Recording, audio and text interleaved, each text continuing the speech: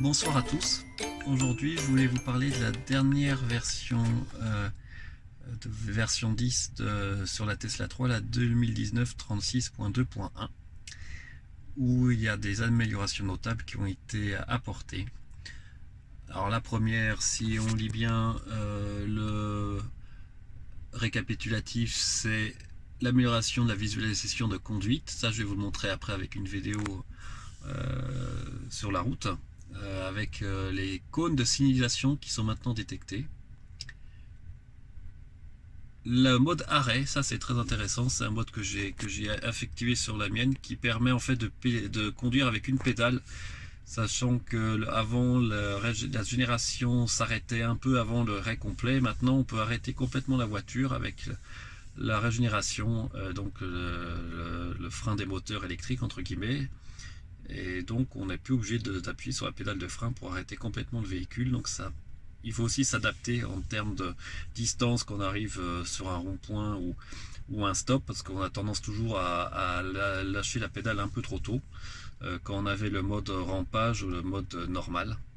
Le départ programmé, j'en ai déjà parlé lors de la première vidéo, ce qui permet en fait d'avoir la voiture chargée avant qu'on parte, et aussi avoir le préconditionnement de la climatisation. Augmentation de la puissance, à peu près 5% sur la Tesla, qu'elle soit la long range, la propulsion ou la performance comme la mienne. Alors c'est difficile à ressentir sans faire des chronos, mais je compte bien vous faire ça prochainement. Et la navigation automatique, là j'avoue que je crois que ce qui ah oui, c'est en fait le fait que maintenant la voiture prend en compte vos déplacements habituels. Donc c'est vrai que maintenant le GPS se met en route, la navigation se met en route automatiquement vers mon lieu de travail, et le soir de même se met déjà en route quand je rentre dans la voiture pour rentrer chez moi. Et puis avant c'était la mise à jour V10, donc comme vous le savez sûrement, il y avait des nouveaux jeux Cuphead qui étaient installés, et surtout en mode parking vous pouviez accéder à la fois à Netflix, YouTube, et le mode karaoké lui marche en roulant.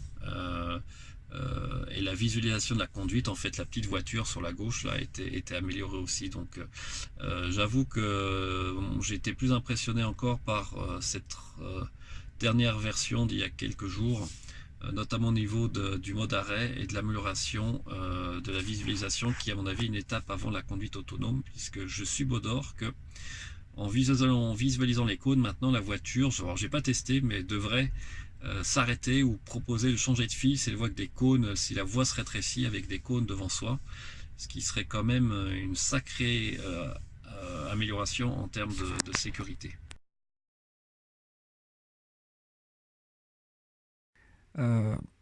Dans un petit bouchon, et je voulais vous montrer tout de suite. Sur la gauche, vous voyez, en fait, c'est pas des cônes, mais c'est oui, on peut dire que ça ressemble quand même à des cônes, des éléments mobiles visualisés facilement avec des bandes réfléchissantes et qui sont bien représentés autour de la voiture, avec un petit décalage. Hein. Généralement, ils apparaissent un peu plus tard et ils disparaissent un peu plus tard que en réalité. Ce qui est intéressant aussi, maintenant l'image est figée, mais c'est en fait sur ce petit tronçon de bouchon, rien qu'en accélérant et s'arrêtant, j'ai pas utilisé du tout la pédale de frein. Et ce qu'on peut pas voir en fait sur l'écran, c'est qu'en fait quand on lâche la pédale, évidemment les freins arrière s'allument, car le freinage est quand même assez important, et puis surtout la voiture s'arrête complètement, donc les voitures arrière ne sont pas surprises par votre arrêt. Alors la seule chose, vous voyez en fait que sur l'écran j'ai aussi l'autopilote qui est activé, donc à la fois la distance et puis le maintien dans la ligne. Et c'est le seul point qui, à mon avis, pourrait être amélioré, c'est que la voiture s'arrête à une certaine distance de la voiture qui est devant. Mais si vous voulez rapprocher un peu parce qu'il y a une bonne distance, mais en réglant au niveau 1, avec le bouton de droite sur le volant, vous pouvez régler la distance entre la voiture de 1 à 4, si je ne me trompe pas.